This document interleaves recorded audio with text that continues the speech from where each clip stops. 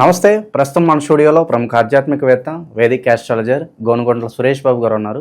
July మాసంలో మేషరాశి వారి పరిస్థితి ఏ విధంగా ఉండబోతుందో గురువుగారిని అడిగి తెలుసుకుందాం. నమస్కారం సార్. నమస్కారం అండి మణికంఠ గారు. గురుగారు, జూలై మాసం, ఆషాఢ మాసం మేషరాశి వారి పరిస్థితి ఏ విధంగా ఉండబోతుంది? ఎస్పెషల్లీ ఏలినాటి శనిలో ఉన్నారు. మరి దీని తాలూకు ఇంపాక్ట్ అనేది ఈ నెల ఉంటుందా, లేదంటే పర్వాలేదంటారా? ఓవరాల్గా ఎలాంటి జాగ్రత్తలు తీసుకోవాలి? మనం చూసుకున్నాం అనుకోండి, ఫస్ట్ ఈ జూలై మంత్కి ఇట్స్లపై చాలా విశిష్టత ఉందండి.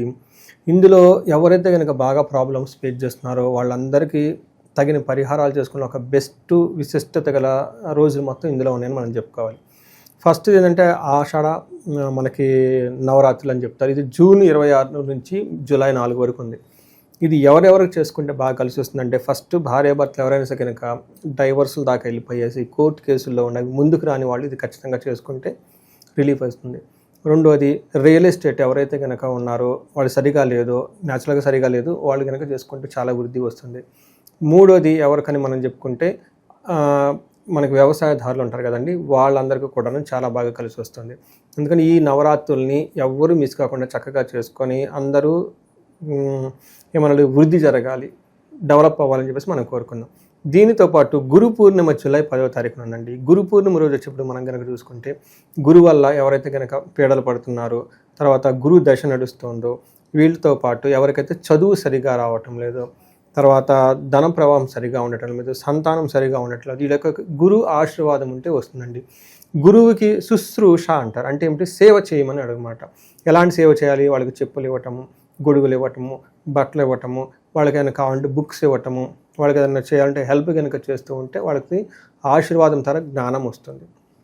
తర్వాత నాగపంచమి అని మనకి ఉంటుందండి. ఇది ఎవరైతే సంతానానికి గురించి ప్రయత్నం చేస్తే సంతానం కావటం లేదో, అలానే మిస్క్యారేజ్ అవుతూ ఉన్నా, తర్వాత సంతాన వృద్ధి సరిగా జరగబోతున్నా, తల్లిదండ్రులకి ప్లస్ పిల్లలకి ఎప్పుడు గొడవలు అవుతున్నా కానీ చాలామంది కంప్లైంట్ చేస్తుంటామండి, మా పిల్లలు మా బాట వింటలేదు. ఇలాంటి వాళ్ళందరికీ కూడాను ఈ రోజున నాగుల చవితి, నాగుల పంచమిని చక్కగా జరుపుకుంటే ఆ ప్రాబ్లమ్స్ అన్నీ పోతాయండి. ఈ విధంగా చాలా అన్ని ముఖ్యమైన సమస్యలతో ఎవరైతే బాధపడుతున్నారో ఈ డేట్స్ని, ఈ అకేషన్స్ని ఖచ్చితంగా యూటిలైజ్ చేసుకొని పూజలు చేసుకుంటే ఇది ఒక బెస్ట్ పరిహారం అండి.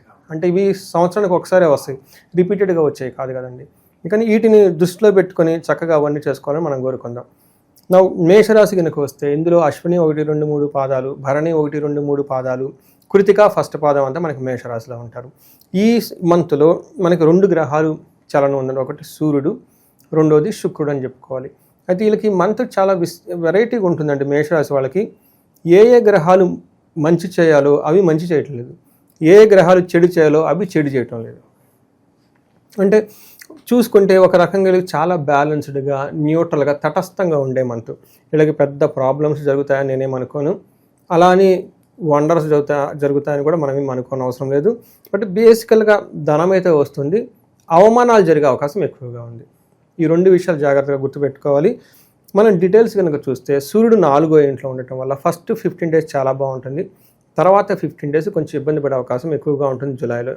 ఎందుకంటే ఫస్ట్ 15 డేస్ వీళ్ళకి ధనప్రాప్తి, ఇష్టకార్య సిద్ధి, అనుకున్న పనులన్నీ జరగటము, ఆరోగ్యం, ఐశ్వర్యం, సంపద బాగుంటాయి.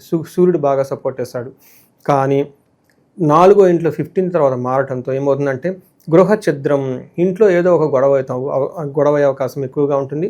మనకి మహర్షుల సంస్కృతిలో ఏం చెప్తారంటే, అంతఃక్లేశ గృహ ఛిద్రం సౌఖ్యహాని మభోజనం, అంతేకాకుండా ప్రయాణే విఘ్నమాప్నోతి చతుర్థ రవి సంయుతే అని మనకి మహర్షులు సంస్కృతంలో చెప్తారు.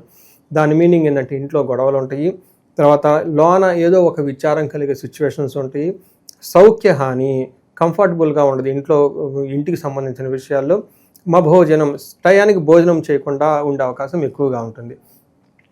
అంతేకాకుండా ప్రయాణే విఘ్నం ఆప్నోతి, ప్రయాణాలు కనుక చేస్తే అందులో ఆటంకాలు వస్తాయి అని మనకి శాస్త్రాలు వివరించబడినాయి. కానీ ప్రొఫెషన్ మ్యాటర్స్లో చాలా బాగుంటారు వీళ్ళు. జాబ్లో ప్రమోషన్స్ వచ్చే అవకాశం ఎక్కువగా ఉంటుంది, మంచి ఉన్నతిని సాధించే అవకాశం ఎక్కువగా ఉంటుంది. ఈ ప్రకారం కనుక చూసుకుంటే సూర్యుడు వల్ల మిక్స్డ్ రిజల్ట్ ఉంటుంది, కానీ ప్రొఫెషన్లో బాగుంటుంది అని మనం చెప్పుకోవచ్చు. అయితే వీళ్ళకి కుజుడు 5వ ఇంట్లో ఉండి ఇబ్బంది పెట్టే పరిస్థితిలో ఉండాలి యాక్చువల్గా. కానీ ఇందాక ముందు మీకు ఒక స్టేట్మెంట్ ఇచ్చాను, ఇబ్బంది పెట్టాల్సిన ప్లానెట్స్ అయ్యి వీళ్ళని ఇబ్బంది చేయట్లేదు. వీళ్ళకి చాలా అదృష్టం కలిసి వస్తుందని చెప్పుకోవాలి. అయితే అతిగా ఖర్చులు అయ్యే అవకాశం ఎక్కువగా ఉంటుంది, లైట్గా దెబ్బలు తగిలే అవకాశం ఎక్కువగా ఉంది, కేర్ఫుల్గా ఉండాలి.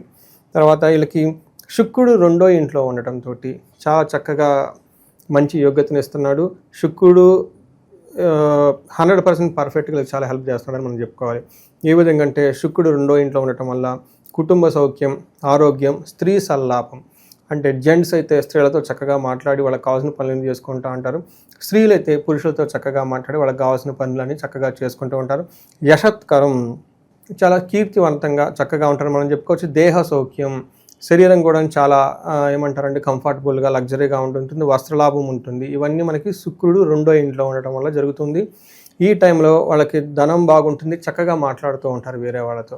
కానీ వీళ్ళకి 8th హౌస్లో దృష్టి ఉండటంతో మంచి ఫుడ్ తినటం, తర్వాత యాన్సిస్టర్స్ నుంచి సపోర్ట్ రావటము, అప్పటిదాకా వీళ్ళకి తెలవని కొన్ని ఏమంటారంటే కన్ఫ్యూజన్లు కనుక ఏమైనా ఉంటే వాటిలో మంచి వృద్ధి రావటము, తర్వాత పిహెచ్డి హోల్డర్స్, రీసెర్చ్ హోల్డర్స్ వీళ్ళందరికీ చాలా చాలా యూజ్ అవుతుందన్నమాట. ఈ ఒక బెనిఫిషియల్ అయిన టైం అని మనం చెప్పుకోవచ్చు. ఈ ప్రకారంగా కనుక చూసుకుంటే ఒక 70% చాలా పాజిటివ్గానే ఉందని మనం చెప్పుకోవచ్చు. ఇక ఈ రాశిలో ఏ నక్షత్రాలు ఉంటారు, ఎస్పెషల్లీ వాళ్ళకి ఎలా ఉండబోతుంది సార్? ఇందులో అశ్విని, భరణి, కృతిక నక్షత్రాలు. వీళ్ళకి అశ్విని వాళ్ళకి కనుక చూసుకుంటే జయప్రదంగా ఉంటుంది, తర్వాత మృష్టాన్నం ఉంటుంది, ధనలాభం ఉంటుంది. అయితే ఛాలెంజెస్ వచ్చేటప్పటికి ధనహీనత, బంధనము అని మనకు చెప్తారు. ఇక్కడ బంధనము అంటే మీనింగ్ ఏంటంటే కన్ఫ్యూజ్ అనే స్థితిలో ఉంటారని మనం చెప్పుకోవచ్చు. అంటే ఫ్యూచర్కి వెళ్తే ఎలా ఉంటుంది, వెనక్కి వెళ్ళలేము, ముందుకు వెళ్ళలేము, ఏ డైరెక్షన్ వెళ్తే బాగుంటుంది అని ఒక సందిగ్ధకు గురైపోయి ఆలోచిస్తూ ఉంటారు అనమాట. ఈ టైంలో వీళ్ళకి మెంటార్స్ హెల్ప్, కన్సల్టెంట్స్ హెల్ప్ కనుక తీసుకుంటే, లేదంటే ఆస్ట్రాలజికల్ పాయింట్ ఆఫ్ వ్యూలో వాళ్ళ చార్ట్ కనుక చూపించుకుంటే చాలా బాగుంటుంది. భరణి నక్షత్రం వాళ్ళకి జయప్రదంగా ఉంటుంది, ధనలాభం ఉంటుంది, మృష్టాన్నం ఉంటుంది. అయితే వీళ్ళకి బంధించబడినట్లుండే పరిస్థితి వీళ్ళకి కనిపిస్తుంది. కృతికా నక్షత్రం వాళ్ళకి అగైన్ మనం చూసుకుంటే వీళ్ళకి ఐశ్వర్యవంతంగా ఉంటుంది, జయప్రదంగా ఉంటుంది, మృష్టాన్నం మంచి భోజనాలు, ఫంక్షన్స్కి అటెండ్ అవుతూ ఉంటారు. బంధించబడినట్లుండే పరిస్థితి కూడా వీళ్ళకి ఎక్కువగా ఉంటుంది. ఇవి కాకుండా లత్త అని ఒక కాన్సెప్ట్ ఉంటుందండి. వీటి ప్రకారం కనుక చూసుకుంటే అశ్విని నక్షత్రం వాళ్ళకి స్త్రీల ద్వారా స్త్రీల నుంచి వీళ్ళకి ఇబ్బంది వచ్చే అవకాశం ఎక్కువగా ఉంటుంది. అదే స్త్రీలు అనుకోండి, పురుషుల ద్వారా ఇబ్బంది వచ్చే అవకాశం ఎక్కువగా ఉంటుంది. ఎవరో ఒకళ్ళకి వాళ్ళకి తెలిసిన వాళ్ళతో ఇబ్బంది పడుతూ ఉంటారు. భరణి నక్షత్రం వాళ్ళకి కనుక మనం చూసుకుంటే వీళ్ళకి రాంగ్ డెసిషన్ తీసుకునే అవకాశం ఎక్కువగా ఉంటుంది. పర్టికులర్గా transactions, online transactions, banking transactions తీసుకునేటప్పుడు బై మిస్టేక్ వీళ్ళు ఎక్కువగా రాంగ్గా ఇచ్చేసి ఇబ్బంది పడుతూ ఉంటారు.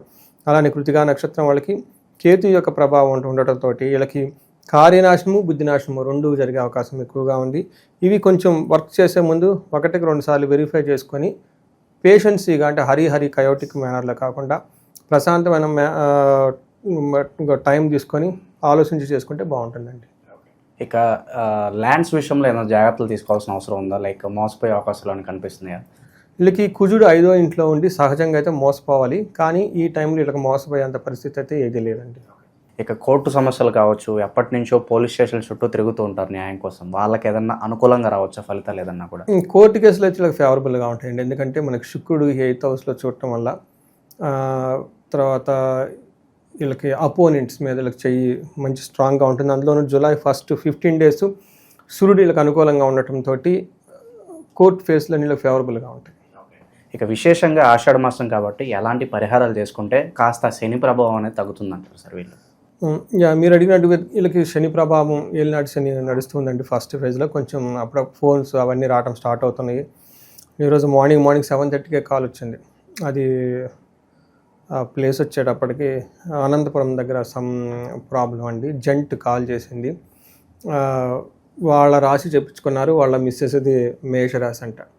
సో వాళ్ళతో చాలా ప్రాబ్లమ్స్ అన్నీ వచ్చేస్తున్నాయండి, డిఫరెంట్గా బిహేవ్ చేస్తున్నారు ఏంటని చెప్పేసి అడుగుతూ ఉన్నారనమాట. సో అలా స్లోగా సెన్స్ అవుతున్నారండి ఫ్యామిలీలో. ఈ రాశితో వీళ్ళు ఇంట్లో కనుక ఫ్యామిలీతో ఈ రాశితో పాటు కుంభరాశి ఉన్న, మీనరాశి ఉన్న, తర్వాత సింహరాశి ఉన్న, ధనుసు రాశి ఉన్న ప్రాబ్లమ్స్ అధికంగా ఉండే అవకాశం ఎక్కువగా ఉంది. ఎందుకంటే ఆల్ ఫైరీ సైన్స్, మేష, సింహ, ధనస్సు, ఇలా అందరికీ ఇది ఉందండి. ఏలినాటి శనికి సంబంధించిన ఏదో ఒక ప్రాబ్లం ఆ ఇంట్లో ఉంటూ ఉంది. కాబట్టి చాలా జాగ్రత్తగా ఉండాలి. ఇద్దరు ఉన్నప్పుడు ఇంకా దాని యొక్క శని ప్రభావం చాలా ఎక్కువగా ఉంటుంది. తగిన విధంగా జాగ్రత్త తీసుకోవటం. హారోస్కోప్లో ఒకసారి అందరూ చెక్ చేయించుకుంటే బెటర్ అండి. చూడండి, మార్నింగ్ నాకు కాల్ చేసిన వాళ్ళు ఫస్ట్ వాళ్ళు హారోస్కోప్ తీసుకున్నారు. అది నాకు పర్లేదు అనిపించింది, అంత పెద్ద ప్రాబ్లం లేదు. కానీ వెంటనే వాళ్ళ మిస్సెస్ ఎందుకు అడిగాను నేను, వాళ్ళ నక్షత్రం ఏంటంటే వాళ్ళు వెంటనే మేషరాశి అని చెప్పారు. నాకు అర్థమైపోయింది సీను, ప్రాబ్లం అంతా అక్కడి నుంచే ట్రిగ్గర్ అవుతుంది. వాళ్ళు ఏమనుకుంటారంటే శని పీడలో ఉన్న వాళ్ళు ఏమనుకుంటారంటే మేము బాగున్న ఎదుటి వాళ్ళు మమ్మల్ని ఇబ్బంది పెడుతున్నారు అనుకుంటారు. ఫ్యామిలీ మెంబర్స్ ఏమనుకుంటారు మేము బాగున్న ఏడు వాళ్ళు ఇబ్బంది వస్తుంది అనుకుంటారు. యాక్చువల్గా ఒక సినారీ ఏంటంటే వాళ్ళ మిస్సెస్ నుంచి ప్రాబ్లం, ఎందుకంటే వాళ్ళకి మేషరాశి ఉంది కాబట్టి వాళ్ళకి కొంచెం స్పేస్ ఇవ్వాలి, టెన్షన్ పెట్టకూడదు చెప్పా. వాళ్ళకి ఆ మైండ్ సెన్సిటివ్గా ఉంటుంది ఈ టైంలో. వాళ్ళు ఏదన్నా కానీ మీరు పట్టించుకోకండి, జస్ట్ అలా వదిలిపెట్టండి. కౌన్సిలింగ్ సెషన్ అంతా వెళ్ళిపోయింది అనుకోండి, అది వేరే విషయం.